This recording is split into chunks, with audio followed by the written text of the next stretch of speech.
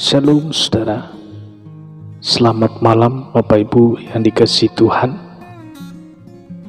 Sebelum kita istirahat tidur saudara, kita baca kebenaran firman Tuhan.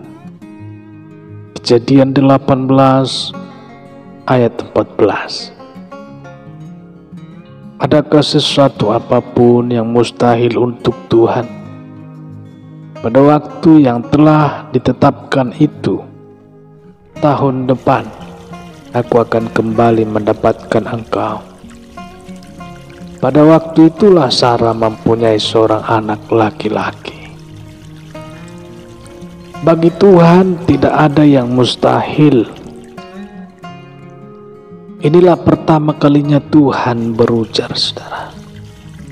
Adakah sesuatu apapun yang mustahil untuk Tuhan? Pertanyaan Tuhan ini disampaikan kepada Abraham sesaat Sarah istrinya masih meragukan janji Tuhan, saudara. Lalu berfirmanlah Tuhan kepada Abraham. Kejadian 18 ayat 13. Mengapakah Sarah tertawa dan berkata, sungguhkah aku akan melahirkan anak sedangkan aku telah tua? Saudara, Sarah meragukan janji Tuhan, saudara. Inilah penyakit manusia. Tidak sabar menunggu. Pikirannya lebih maju daripada imannya. Pikiran penting digunakan, tetapi pikiran tidak boleh menggeser iman kita kepada Tuhan, saudara. Kita harus meletakkan pikiran di bawah iman kita. Imanlah yang harus mengendalikan seluruh perjalanan hidup kita. Imanlah yang harus menjadi dasar atas setiap keputusan yang kita ambil, saudara. Lalu seberapa penting pikiran itu? Pikiran memang penting, tetapi bukan yang utama.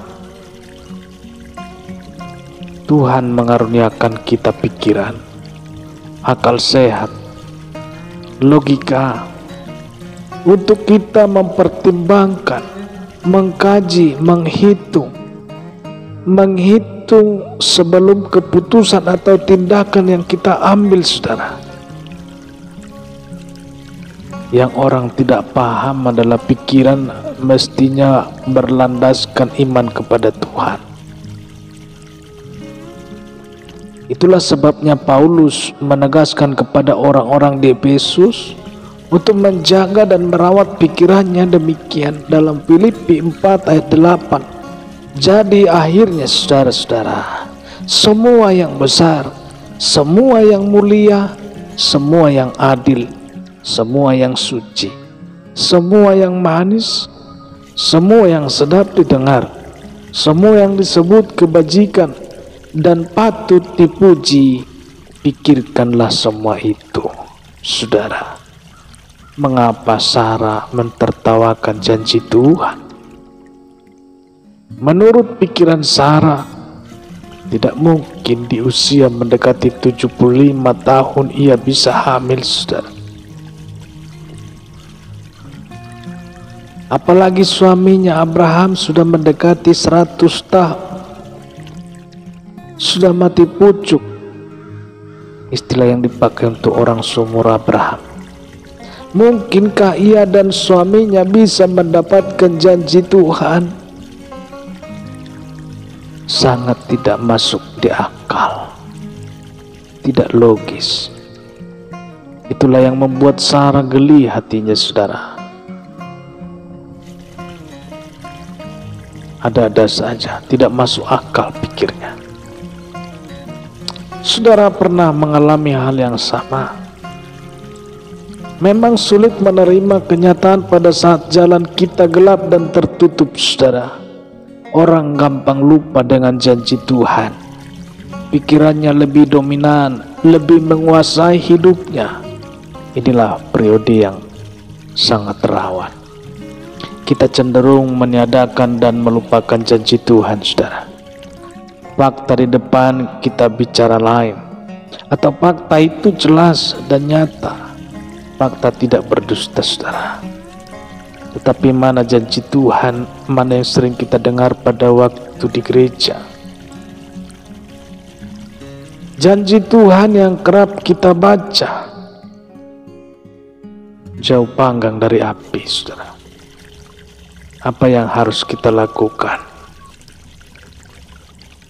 Fakta memang nyata dan ada, tetapi waktu yang panjang juga tidak akan pernah membuat Tuhan lupa, saudara.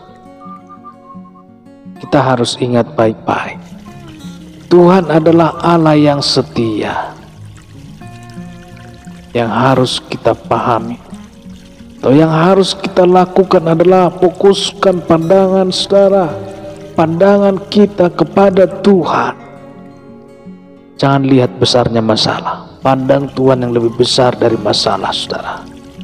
Bayangkan jika Abraham dan Sarah hanya melihat usia yang lanjut, maka mereka tidak akan pernah menerima janji Tuhan itu. Kuasa Tuhan tidak dibatasi oleh apapun. Dia Tuhan, saudara. Dia adalah Allah yang El Shaddai. Dia Maha Kuasa. Seberat atau sesulit, serumit apapun masalah yang saudara hadapi, Tuhan pasti mampu menolong, saudara. Pandang saja kepada Tuhan, pegang janjinya. Puji Tuhan. Selamat malam Bapak Ibu Saudara. Selamat beristirahat. Bertemu kita kembali esok hari. Salam sehat, salam hebat. Tuhan Yesus memberkati. Amin.